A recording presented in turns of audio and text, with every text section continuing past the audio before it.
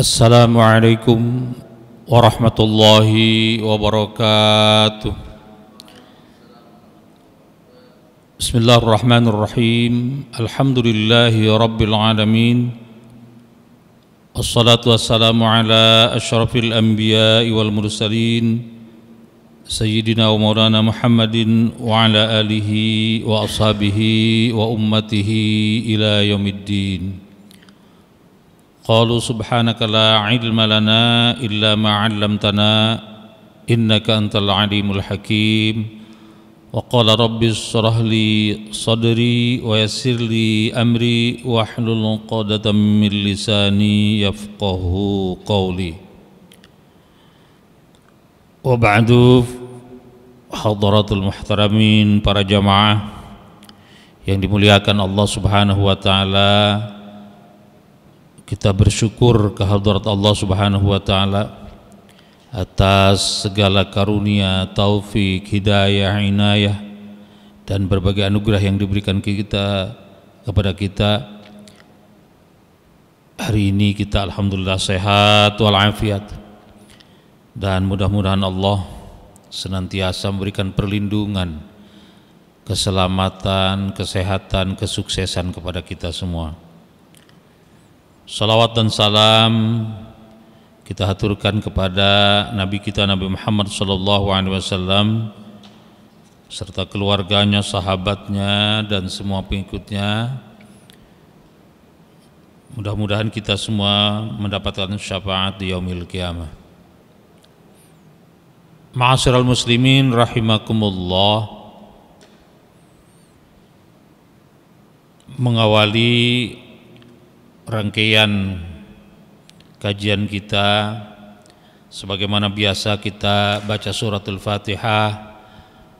Yang pertama kita niatkan, mudah-mudahan kita semua menjadi hamba-hamba Allah yang senantiasa terjaga keimanan kita dan terjaga keikhlasan kita dalam beribadah. Dan juga mudah-mudahan Allah senantiasa memberikan kesehatan, keafiatan, perlindungan dan kesuksesan kepada kita semua. Kemudian yang kedua, Fatihah ini juga kita niatkan jika ada saudara-saudara kita yang barangkali sedang mendapatkan cobaan dengan penyakit, mudah-mudahan Allah mengangkat penyakitnya dan mengembalikan kesehatannya seperti sedia kala.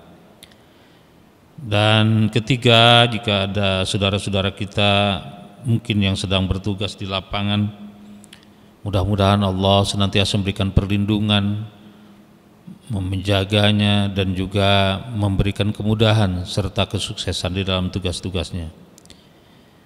Kemudian keempat, Fatihah ini kita niatkan untuk saudara-saudara kita yang hari-hari ini sedang menghadapi ujian, apalagi ujian yang berat, seperti saudara-saudara kita yang terkena musibah atau yang dilanda peperangan, seperti saudara-saudara kita di Palestina, yang mudah-mudahan Allah memberikan perlindungan, perangnya segera berakhir, segera damai, dan kemudian mereka mudah-mudahan terselamatkan, dan yang sudah wafat atau kena musibah dan kemudian meninggal, itu Allah tinggikan derajatnya sebagai syuhada yang pahalanya sudah ditetapkan oleh Allah Subhanahu wa taala. Ala hadhihi niyyah wa ala kulli niyatin salihah wa ila hadratin Nabil Mustafa sallallahu alaihi wasallam. Al-Fatihah. A'udzu billahi minasyaitonir rajim. Bismillahirrahmanirrahim. Alhamdulillahi rabbil alamin, arrahmanir rahim, maliki yaumiddin. Iyyaka na'budu wa iyyaka nasta'in. Ihdinas siratal mustaqim. Shiratal ladzina an'amta 'alaihim ghairil maghdubi 'alaihim waladdallin. Bismillahirrahmanirrahim. Hari ini kita sampai ke bab 92, babul waqari was sakinati, bab yang membicarakan masalah waqar dan sakinah, wibawa dan ketenangan. Ini dalam konteks menjalankan tugas-tugas keagamaan, khususnya dalam rangka melaksanakan ibadah kepada Allah Subhanahu wa taala dan menjalankan kehidupan sebagai manusia yang beriman, bertakwa dan berakhlak. Pada pekan yang lalu kita bicara soal al-wa'dhu, mau'izah. Ada 4 hadis kemarin itu bicara menyangkut mau'izah. Pertama, hadis dari Abu Wa'il itu bicara tentang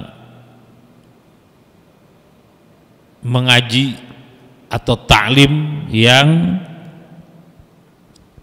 pada umumnya jangan terlalu sering kalau di sini.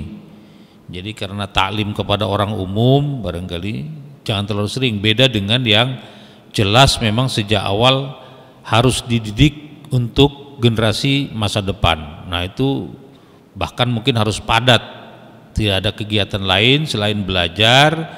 Kalaupun diberi waktu bermain itu singkat, atau refreshing juga sangat singkat, tetapi intinya belajar, belajar dan belajar.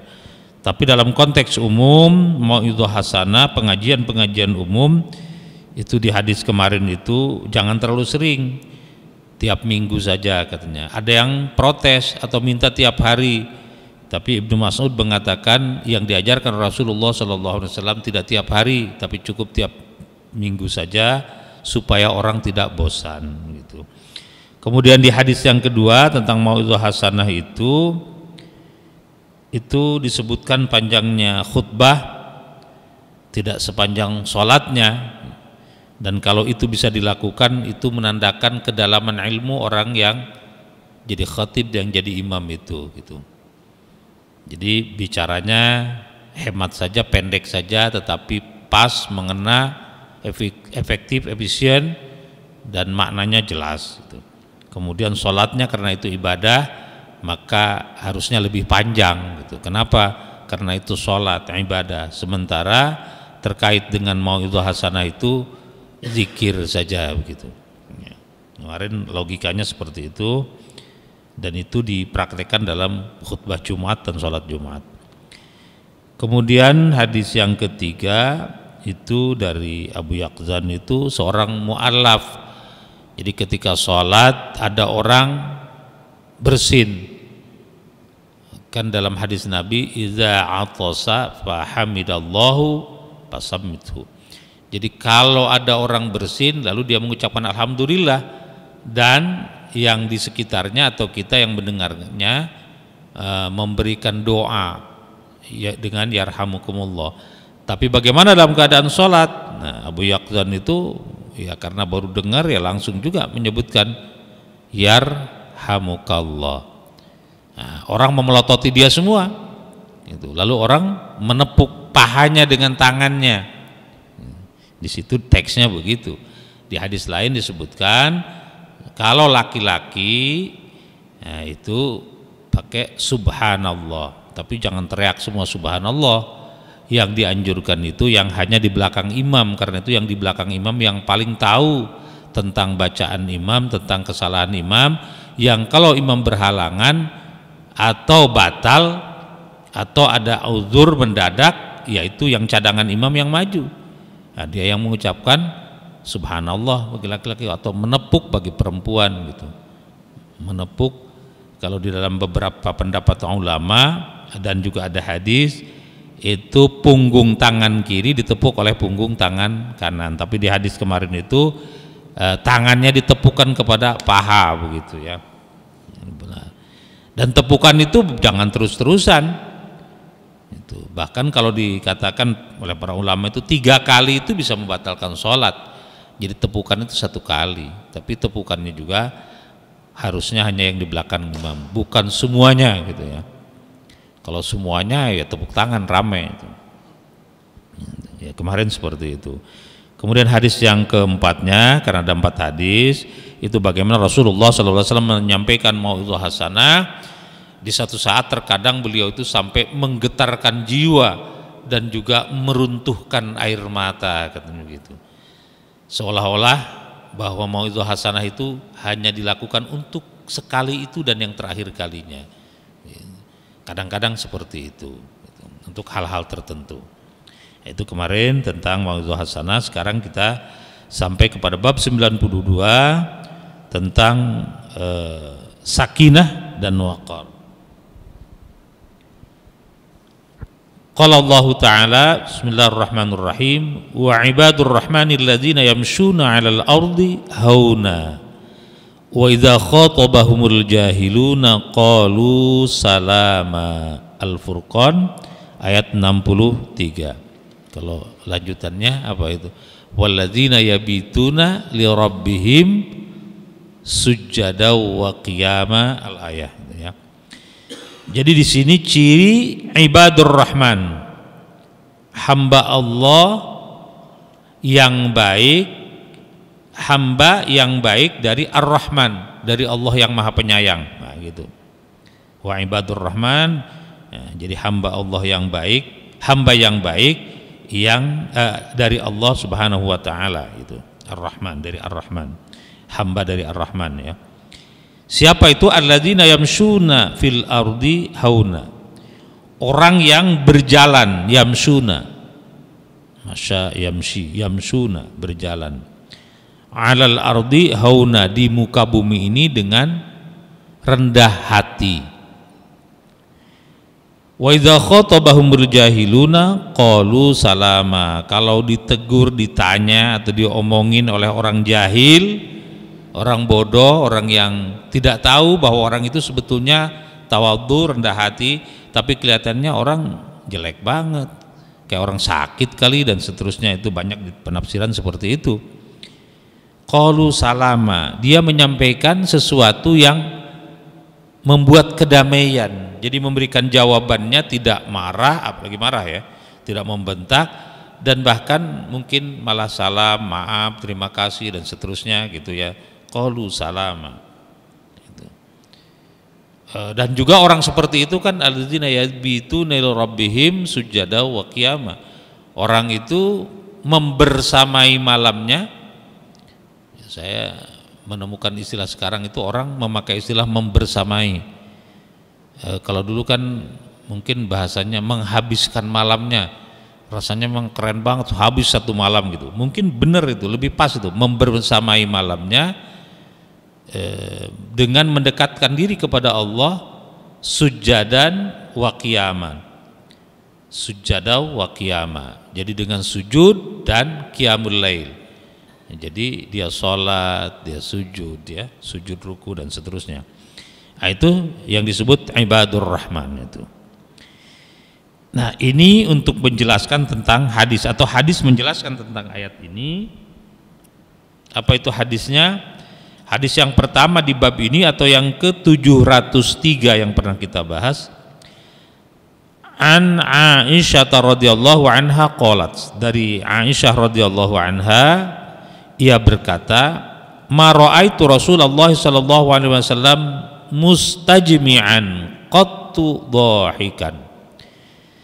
Saya tidak pernah melihat Rasul sallallahu alaihi wasallam mustajmi'an qattu dhahikan, tertawa terbahak-bahak. Jadi Aisyah mengatakan, Aisyah itu tidak pernah melihat Rasulullah sallallahu alaihi wasallam tertawa terbahak-bahak, hatta tara minhu lahawatuhu, sehingga terlihat lahawatuhu, apa itu yang menggantung di tengah-tengah tenggorokan itu, langit-langit tenggorokannya gitu, langit-langit mulutnya enggak kelihatan. Jadi enggak ada. Innama kana yatabassamu, sesungguhnya adalah Rasul sallallahu alaihi wasallam itu hanya tabassam. Tabassam itu tersenyum. Walaupun ada yang dikatakan dalam Al-Quran itu fatabassama dhahikan, tersenyum tapi agak terkekeh-kekeh gitu. Itu Nabi Sulaiman ketika melihat semut, wahai pasukan semut, wahai kita masuk ke kandang-kandang kita, ke lubang-lubang kita. Kenapa? Nabi Sulaiman mau lewat. Karena Nabi Sulaiman itu paham dengan bahasa semut, dikatakan fatabassama dhahika min qauliha. Jadi Nabi Sulaiman itu tabassam, tersenyum tapi agak terkekeh gitu, lucu gitu, tersenyum lucu lah kira-kira, melihat bagaimana semut memerintahkan pasukannya, anggota semut-semut yang lain supaya segera masuk lubang, masuk kandang, masuk rumahnya. Kenapa? Nabi Sulaiman mau lewat, kok injak habis ya. Ya. Itu fatabassama dhahika min qauliha la ya. Nah, ini teks ini hadis tentang sakinah, tentram ya, sakinah itu. Sakinah, mawaddah, warahmah, biasanya doa yang diberikan oleh kita kepada orang yang menikah supaya sakinah, litaskunu ilaiha, sakinah, tentram, tenang. Karena itu kalau kita ditanya oleh orang Arab, aina sakin, di mana tinggal gitu. Tapi orang yang tidak kemana-mana, yang diam saja sehingga nggak punya penghasilan disebut miskin. Orang yang diam saja itu sama, dari kata yang sama, dari bahasa yang sama. Jadi orang miskin itu orang yang diam saja. Miskin, ya diam saja, nggak usaha gitu. Miskin. Kalau fakir katanya kan apa itu usaha? Ya ada beberapa definisi yang kadang-kadang tertukar. Usaha tetapi nggak mencukupi.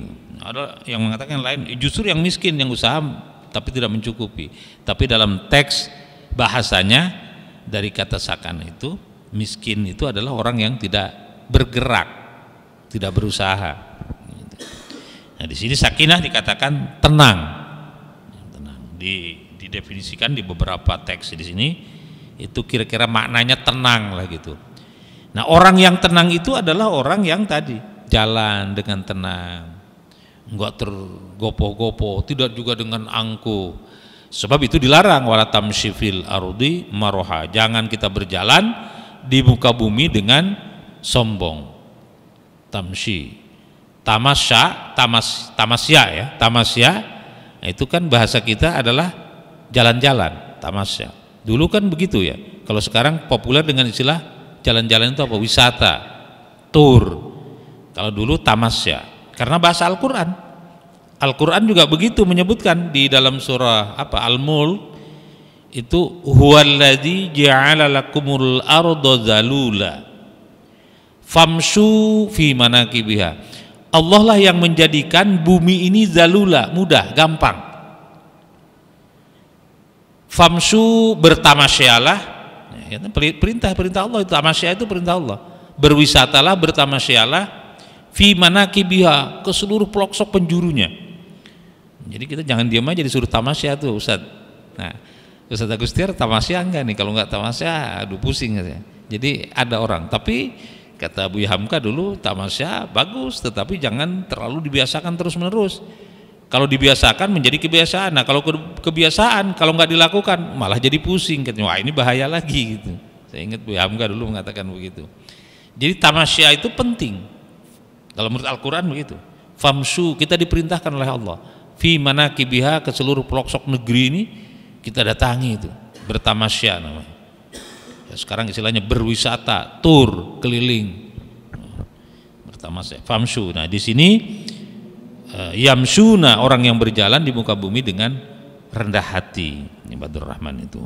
Yang hadisnya tadi disebutkan, dicontohkan, Rasul sallallahu alaihi wasallam salah satu wujud kerendah hatiannya, kesakinahannya atau ketenangannya dalam kehidupan Rasul sallallahu alaihi wasallam, tertawa pun wah sampai terbahak-bahak sehingga ngablak kemana-mana, mohon maaf ya, Rasulullah hanya tabassam, senyum aja.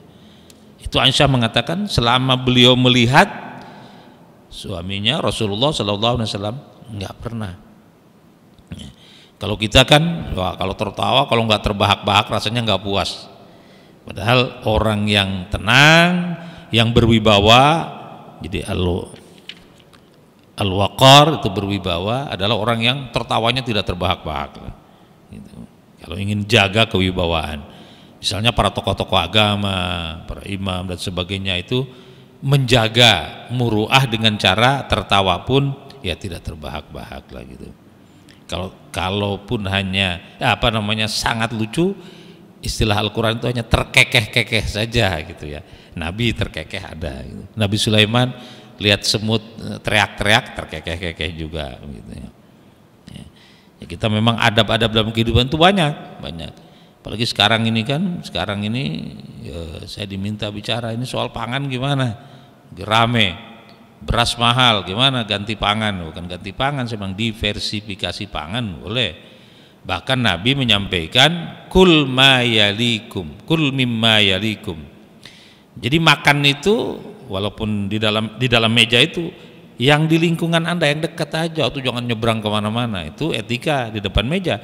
Di depan umum di hamparan yang luas, ya makanlah yang ada di sekitar kita itu. Selain nasi, beras itu karena makanan pokok, ya banyak yang lain, ada singkong, ada ketela, ada umbi-umbian, ada jagung, ada macam-macam tuh diolah sedemikian rupa.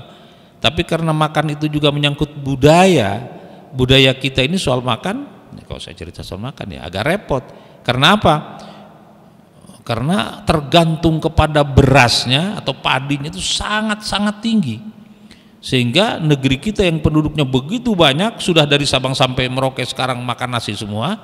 Dulu kan kalau belajar saya waktu SD itu makanan pokok orang Madura jagung begitu, makanan pokok orang Maluku itu sagu, makanan pokok orang Papua itu sagu dan umbi-umbian. Oh sekarang sama dari Sabang sampai Merauke beras semua. Sudah begitu bukan hanya makan beras itu, pagi-pagi sarapan bubur, lontong sayur, ketupat sayur, nasi goreng semua. Siangnya rapat, disuguhinya apa? Lemper, lontong, sama juga dari beras juga. Begitu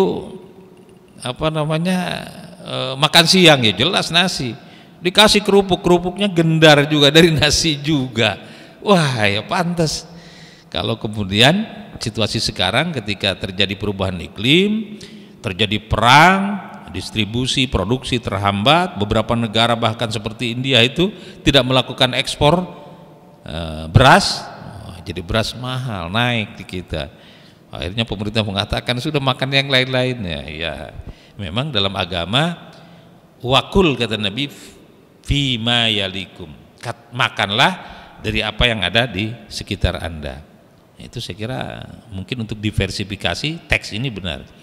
Nah, hadis itu diriwayatkan oleh Imam Bukhari dan Imam Muslim secara sepakat bersumber dari Umar bin Abu Salamah. Nah, Umar bin Abu Salamah ini, Umar itu anaknya Abu Salamah. Abu Salamah itu nikahnya dengan Ummu Salamah. Tapi ketika wafat Ummu Salamah dinikahi oleh Nabi. Itu ya. Ketika melamar ya Nabi datang minta bantal. Ya, Ummu Salamah minta bantal sambil lenggahan kalau orang Jawa gitu ya, sambil santai ya, Nabi melamar. Ummu Salamah katanya kalau bahasa kita meneng gitu ya, udahlah mau dinikahi oleh Nabi. Kata Ummu Salamah, saya ini sudah tua. Kata Nabi, saya juga tua. Terus saya ini banyak anak. Ya kan anakmu nanti kalau mudah menikah jadi anakku juga, kata Nabi. Saya ini pencemburu. Soal pencemburu nanti kita minta kepada Allah supaya tidak terlalu cemburu. Jadi begitu akhirnya mau. Nah itu salah satu putranya namanya Umar itu meriwayatkan satu hadis. Saya lihat ya karena ia dididik oleh Rasulullah di rumah Rasulullah, di rumah Ummu Salamah, tapi Rasulullah kan di situ. Itu banyak hal-hal yang terkait dengan adab dan etika, dari soal makan sampai berpakaian dan sebagainya, itu riwayat-riwayat dari Umar bin Abu Salamah. Salah satunya itu kul fima yalikum, makanlah yang ada di sekitar Anda itu. Jadi kalau mau diversifikasi pangan, teksnya oke, itu banyak itu. Nah, kembali ke yang pokok kita tadi, yang jalan di muka bumi dengan tidak sombong itu adalah orang yang sakinah, orang yang berwibawa. Kemudian kita lanjutkan kepada hadis yang kedua di bab ini. Ini cuma satu ini hadisnya ya. Kemudian berikutnya ini babnya sudah beda, ini bab 93 babun nadbi ila ityanis salati wal ilmi wa nahwihima minal ibadati bisakinati wal waqari. Jadi bab tentang sunnah ila ityan, untuk datang atau mendatangi, as-salat salat, wal ilmu majelis ilmu, wa nahwihima dan juga seperti salat dan menuntut ilmu, majelis ilmu, minal ibadat dari ibadat, bisakinah wal waqar dengan tenang dan wibawa. Teks Al-Qur'annya di sini bismillahirrahmanirrahim, wa may yu'azzim sya'airallah fa innaha min taqwal qulub. Siapa yang mengagungkan syiar-syiar Allah, fa innaha min taqwal qulub, itu pertanda datang dari hati yang takwa. Al-Hajj ayat 32. Jadi di sini orang yang mengagungkan syiar Allah itu adalah orang yang bertakwa. Dalam kehidupan ini ada yang disebut dengan ma'ulima minaddin bid-darurah, pelaksanaan keagamaan yang sangat asasi, sangat fundamental. Salat menghadap kiblat, salatnya 5 waktu yang wajib itu. Kemudian haji ke tanah suci, rukun Islam, rukun iman, semua itu sepakat. Itu yang disebut ma'ulima minaddin bid-darurah. Ma'ulima minaddin bid-darurah itu yang pokok. Mestinya semua sama gitu. Selagi itu sama, nabinya sama, Qur'annya sama, menghadap kiblat dan seterusnya, itu orang Islam. Yang lainnya ada perbedaan. Perbedaan-perbedaan itu tidak menyebabkan pertentangan. Di luar yang seperti itu ada juga berbeda, tetapi hanya pelaksanaan yang non ibadah misalnya, yang termasuk kepada syiar, tapi bisa bermakna ibadah, bernilai ibadah, tapi syiar. Katakanlah maulid, itu lebih kepada syiar, walaupun perintah-perintah untuk mengagungkan dan sebagainya itu ada, tapi pelaksanaan maulid itu kan syiar. Makin bagus syiar itu, kira makin berpahala, karena teks yang pernah kita bahas dulu adalah man sanna sunnatan hasanatan. Siapa yang menghidupkan sunnah yang baik atau membuat sunnah yang baik gitu ya, karena ada sunnah Rasul, itu hadis jelas itu. Ada sunnah khulafaur rasyidin yang oleh Nabi disebutkan, itu alaikum bisunnati wa sunnatil khulafaur rasyidin. Ada juga sunnahnya para ulama, nah itu yang disebut dengan tradisi-tradisi baik.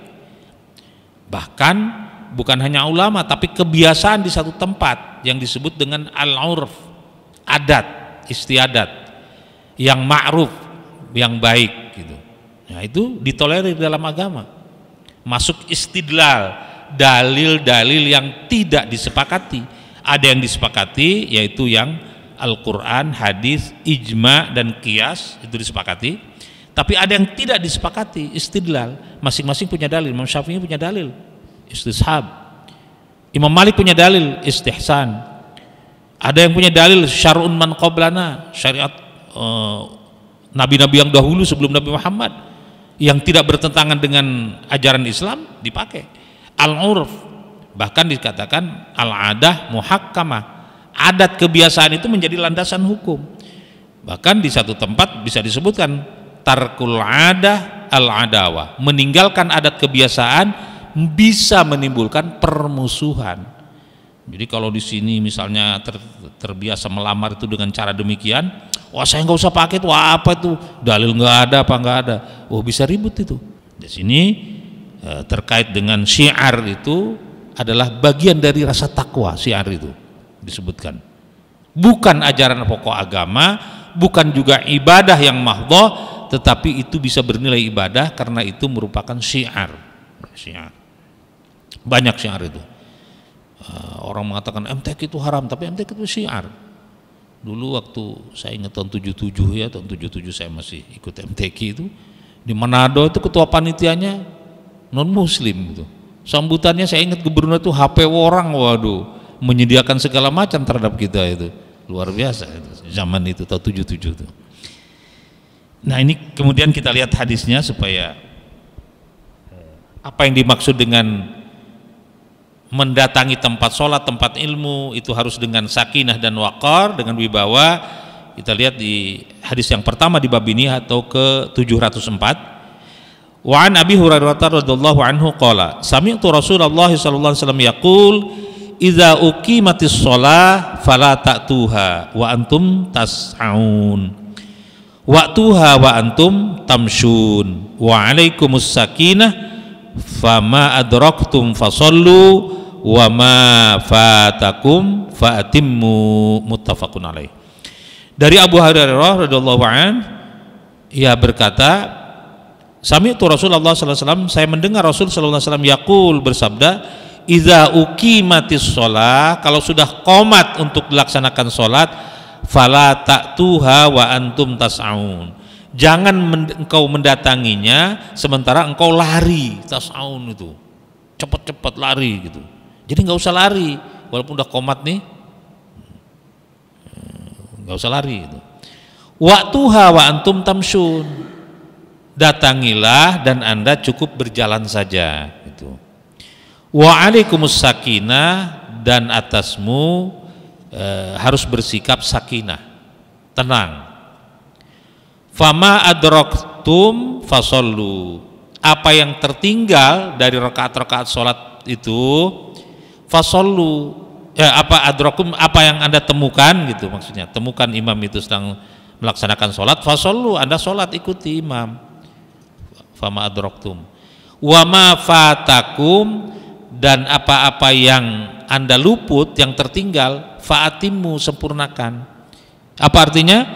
Artinya kalau kita datang ke satu masjid lalu kemudian sudah qomat, nggak usah lari-lari gitu. Menurut Nabi ini nggak usah lari-lari, jalan aja biasa. Kemudian kalau kita temukan ternyata sudah tinggal 2 rakaat, ya ikuti 2 rakaat itu sampai selesai. Kemudian yang kurangnya gimana? Wa ma fatakum, 2 rakaat lagi nggak ada, fa'atimmu, sempurnakan. Artinya kita imam sudah salam, kita berdiri, berapa kurangnya? Nah, selesai. Nah, ada yang kritis dalam konteks ini, ketika kita datang yang diukur apanya, kita ikut 1 rakaat itu.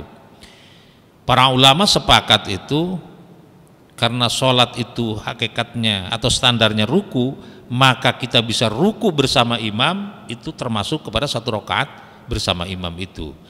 Tetapi bagaimana hukumnya orang kalau tidak baca Fatihah, katanya nggak sah sholatnya. Nah, dalam fikih kita baca, para ulama rata-rata punya pemahaman bahwa jumhur ya, punya pemahaman bacalah Fatihah sedapatnya. Mau bismillahirrahmanirrahim, alhamdulillahirabbil alamin, karena imam sudah rukunya sudah hampir selesai, buru-buru supaya bisa bersama-sama dengan imam, jangan sampai ketinggalan. Ruku saja. Walaupun bacaannya baru 2 ayat dari Fatihah, dihitung 1 Fatihah. Tapi kalau kita datang lalu pakai doa iftitah dulu, ya itu nggak dihitung. Jadi Fatihahnya harus sempurna. Kenapa? Istilahnya kita untuk yang pokok bayar utang nggak mau penuh, tapi poya-poya di luar mau. Nah, itu jangan. Jadi yang pokok, makanya disinilah perlunya ilmu di dalam segala bentuk ibadah yang kita laksanakan.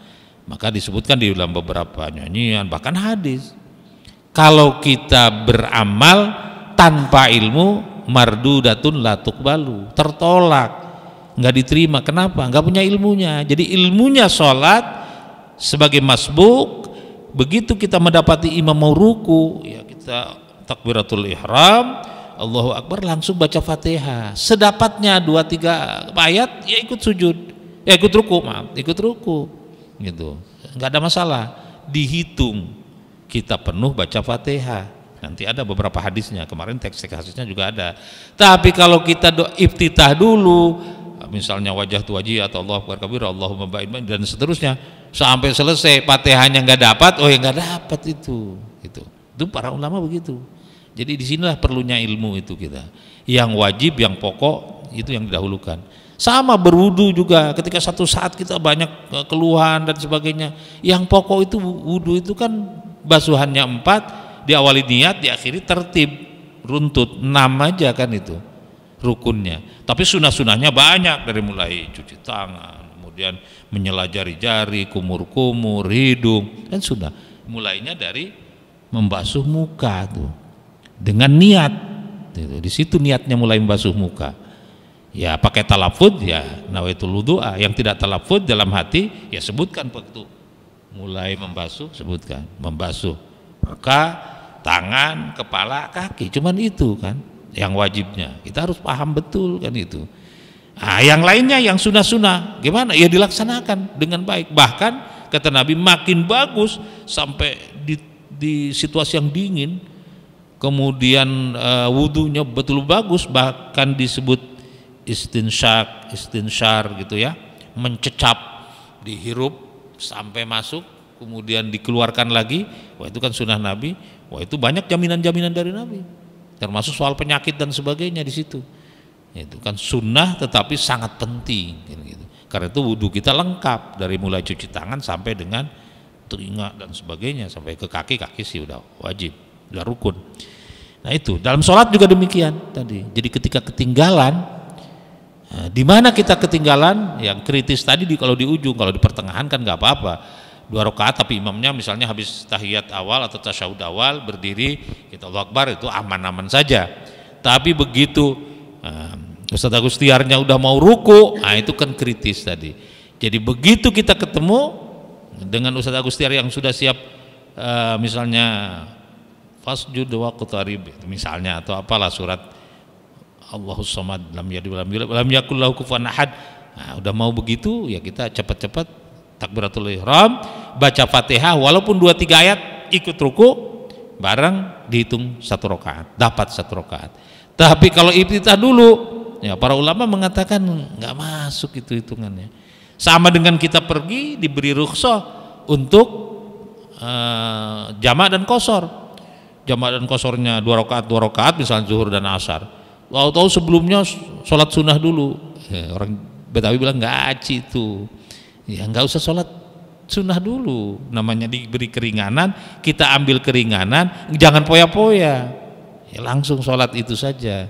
Ini habis itu juga mau debat dia, wah ya nggak jadi, jangan ngambil rukhsah, jangan jamak qashar kalau gitu, sempurna aja semua gitu. Atau jamak saja tapi tidak qashar, masih mending. Baik, ini hampir berakhir saya kira. Mungkin di bab ini kalau ada pertanyaan silakan, tapi pasti jawabannya untuk pertemuan yang akan datang karena hampir masuk waktu Isya. Jadi bab ke-93 ini tentang mendatangi tempat sholat dan tempat pengajian dalam rangka ibadah dengan tenang dan berwibawa. Tadi nggak usah cepat-cepat, nggak usah lari-lari karena agama itu tidak demikian. Nah, wa fi riwayatin Muslim dikatakan, Imam Muslim ada tambahan, fa inna ahadakum idza kana ya'midu ila sholati fa huwa fi sholati. Jadi orang yang sudah berniat untuk mendatangi sholat itu sudah dihitung ikut sholat katanya. Jadi jangan takut merasa wah ketinggalan, saya sholatnya datang udah selesai. Jangan, itu sudah dihitung kita berjamaah. Itu menurut hadis riwayat Imam Muslim. Saya kira demikian. Ya mudah-mudahan nanti kita teruskan pada pertemuan yang akan datang. Wa'alaikum. Assalamualaikum warahmatullahi wabarakatuh.